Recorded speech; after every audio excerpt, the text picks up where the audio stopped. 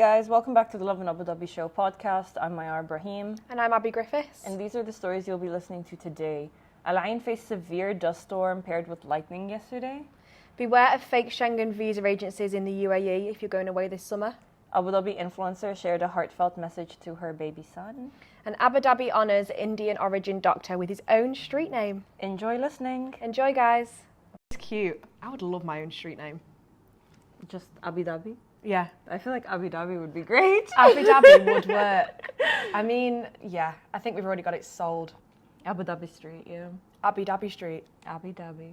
Oh. Abu Dhabi do. We've got it. That's like the most infamous Abu Dhabi joke. Yeah, literally.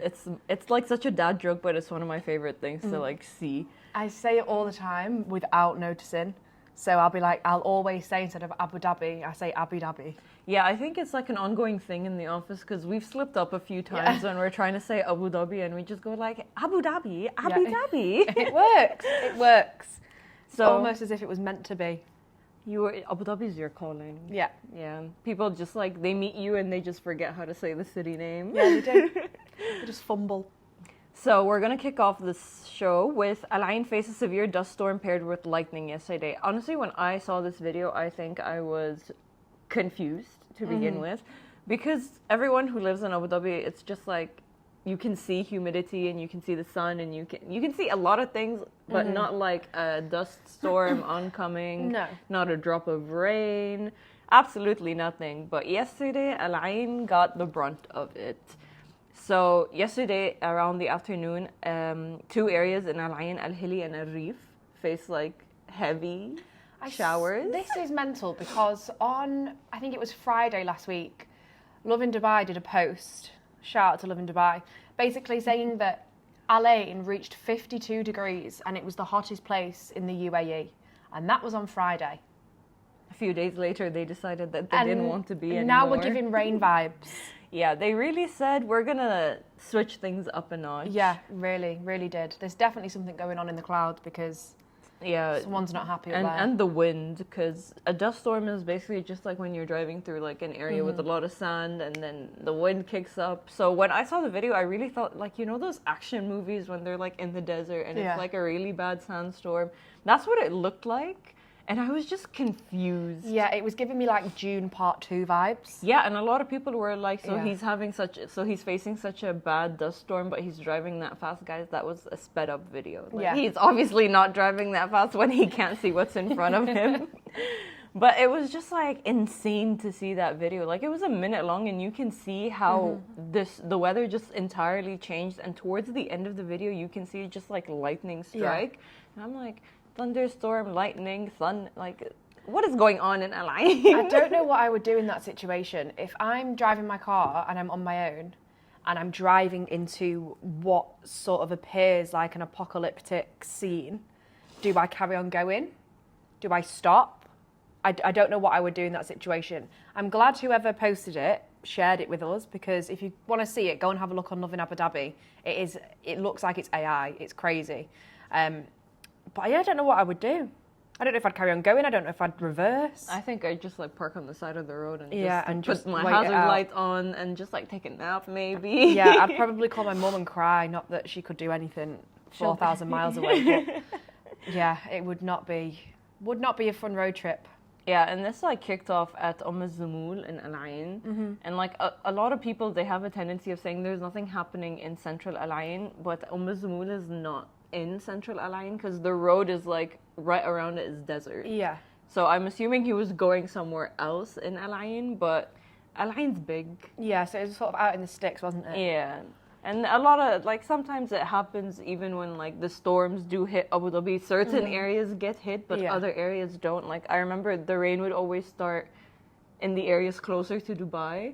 So like Al-Raha, Al-Reef, Khalifa, Yas Island, and then after like an hour or two, they'll hit the center city. Yeah, it really does. It's so weird, like, because it'll only take half an hour to drive from sort of Yas to the city, but it's taking like 3 to 5 working days for those clouds to get over. I think the weather works at a different time zone than the rest of us do. 100%. Here's our next story for you guys, especially if you're planning on going away this summer. If you are, then beware of the Schengen visa agencies that in the UK that are fake. A lot of people will be trying to obviously go to the UK and Europe, but obviously they're facing massive difficulties, for the massive waiting lists for the Schengen visas, and also for all of the ones that they're fakes. So stay sharp, avoid scams. A spokesperson from the VFS for Global warns travellers about fraudulent third-party entities pretending to be their global staff or partners. And these scammers offer appointments and guaranteed visas and sort of provide a sense of security for people who are not quite vulnerable, but they need these visas to continue their plans for the summer. So people are just looking for, okay, amazing, this is the correct website. Quick, easy ways, yeah. Exactly. A lot of them are tricksters, so make sure you're looking to verify the source. Remember that legitimate appointments are available at no extra charge. So a lot of people will be like, here's a quick one, you can do fast track. Yeah. Doesn't exist, guys. You need to be going through the official sources, and also keeping an eye on the email addresses, the websites that you're using, and making sure it is all official, because there will be nothing worse than having your plans for Europe booked in and then you get scammed out of and then get scammed and then you can't go. Obviously the visa demand is skyrocketing at the moment, and scammers are utilising this. Summer and winter used to be the peak travel seasons, now it's busy all year. In fact, 2023 saw a 25% jump in visa applications compared to 2022. So people are up and moving and trying to get out and about throughout the whole year. I was one of those people who wanted to travel to Greece in May. And I was applying 3 months in advance and I couldn't find a single appointment except a week before my flight. And I was like, that's too risky. Yeah, that is risky. So since I didn't book anything for sure without checking if an appointment was available, I just switched up my plans and went to somewhere visa-free like the Maldives. Yeah, nice. But yeah, to avoid this, try and book your Schengen visa appointments at least 6 months, up to 6 months before your trip. Yeah, I didn't know that 6 months was the max. I thought it was always 3 months, because a lot of like other visa places, they say you can't apply for one unless it's 3 months before your trip. So now that I think it's 6 months, I think that just gives people like a lot more time. Exactly. So if you book it, as soon as you get that confirmation, get your visa appointment booked in, because the worst thing is booking a holiday and not being able to go. Yeah. Just like you plan your flights and hotels and the perfect itinerary ahead of time, your visa deserves this much attention. Obviously, it is the reason if you can or cannot go. The VFS global spokesperson urges travellers to visit their website of the destination's country to understand the required category, documents and rules to prepare for applications. Appointments are released and reflected in real time on the FFS global website, available at no extra charge. So again, if you're being charged for these appointments, it's a scam. So just keep your wits about you guys. I want everyone to have a nice summer. You nearly sneezed there. Yeah, I almost sneezed. I was like, I gotta hold it. But just like on visas in general, I feel like Schengen has become like such a popular thing because it's mostly EU countries. Yeah. And it's just like so I obviously wanted to go to Greece in May to spend my 25th. And when I was applying 3 months in advance and nothing was available, I was going to be one of those like poor people who were like looking for a last minute appointment. So I started like Googling, I started doing anything I could to make sure that I could find an appointment. But unfortunately, I realized that like I'm not gonna pay someone to do that, because it's just like it's not a guarantee even if you do pay. And I just like realized that it'll just be a next year plan, so I'm just gonna start booking from like December for my May 2025 plans. Yeah, just make sure you get those visas. Yeah, 6 months in advance, knowing me who's like a type A planner and plans my entire year in advance, this is something that's very doable. Yeah, exactly. Good. And I want everyone else to do it as well. Yeah, so guys, any Schengen plans for next year, might as well like get them in the books now so that you can secure your visa and get everything done smoothly. Okay, moving on. So this one's actually a very cute story. An Abu Dhabi influencer shared heartfelt message to her son. So obviously there is no bond like a mother and her child. And when Abu Dhabi influencer Layan Salim melted hearts with a recent Instagram post, it was no surprise that it was like a tribute to her newborn baby boy. Sultan. This is very cute. So in the post, she basically posted a selfie of herself and her baby. And she captioned it saying, "You are literally my life, my whole world between my arms. I can never put into exact words what I feel for you, no matter what kind of day I've had. It all changes when I see you. You want to be carried in my arms, but little do you know it's me who runs and hides in your arms. As you grow, I just want time to stand still so I can cherish every moment, and every moment will never be enough." And I feel like a lot of like mothers like read this, or just women in general read this. I think just women in general read this. Yeah, like I read it and I felt like it was like tugging on my heartstrings, and I was like, I really want like a baby. Yeah, I mean, I don't want a baby, but I want a baby. Do you know what I mean? Yeah, like not right now, but like eventually. You read stuff like this, and it's just, obviously, we have good relationships with our parents, but like being so far away from my mum, I'm just sort of like, this is how mums feel, and I'm not there anymore. And obviously I'm a lot older now than obviously her newborn baby boy, but it just makes you think about that bond between like the child and the mothers. And yeah, it was a beautiful moment that she shared, and obviously being from Abu Dhabi as well, it just hit a little bit more from home, didn't it? Yeah, like she didn't just say that, she like, I think she wrote basically like a proper letter, because she did continue and say, "You are literally my everything, my whole world between my arms. I can never put into exact words what I feel for you." And I feel like that kind of speaks towards what unconditional love looks like. And obviously a love a mom has for her kids, it will never be conditional. No. And I when I read this, I was just like, so, I almost cried. I was like, I was in the feels.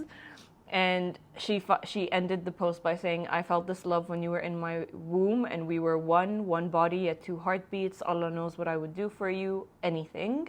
I promise to protect you, listen to you, be there for you in every way possible, and to be strong for you." I feel like that's just like something, when he does grow up, he's gonna look back on this post and just like, he'll probably cringe and be like, "Mom, why did you do that?" Yeah, if it's like in his teenage years, he'd be like, "Mom, why?" Yeah. But I feel like when you grow older and you realize that your parents are also getting older, because to them you will always be like their little baby. You're never growing up in their eyes. You'd be like 40 and your mom will be like, "No, baby girl." Yeah, literally. But no, it's very sweet. It's a nice little breakup of some of the posts that you've seen on social media. Yeah. It's a nice, happy story relating to Abu Dhabi as well, which was quite nice. And we got really good. We've got the visuals and we've got the full letter on our Instagram page as well. So if you do want to go and have a look at it for yourself, or share it with your parents or with your kids, go and have a look. It's a really nice little message. I'm sure lots of mums would appreciate it being sent. You guys have your Mother's Day inspiration for next year. Yeah, literally sorted. We've got you on lock, guys. And finally, our last story today is another quite uplifting one. So, an Abu Dhabi honours an Indian origin doctor with his own street name. So, a doctor called Dr. George Matthew from Al Ain has been recognised for his significant impact in the UAE, obviously within healthcare, and now he has been given his own street, this is cool. This is like big CV noteworthy. Like, he's smashed it now. Like, he is working so hard within the UAE's healthcare sector that he has now been sort of honoured with a visionary street project for 6 decades of service. That's a lot. I know. 6 decades of service. So he's been working away, and it's just beautiful to be able to see that the UAE is sort of recognising the hard work that people are doing, especially within healthcare. I think we don't appreciate healthcare until our health is taken away from us. Yeah. I think daily we know there's doctors and nurses there working behind the scenes, but we don't actually appreciate it as much as when we are poorly, we are ill, or someone around us and close, their health is taken away. So I'm so proud and happy that someone who has dedicated 6 decades of service to making sure we're all well and better is being recognised like this.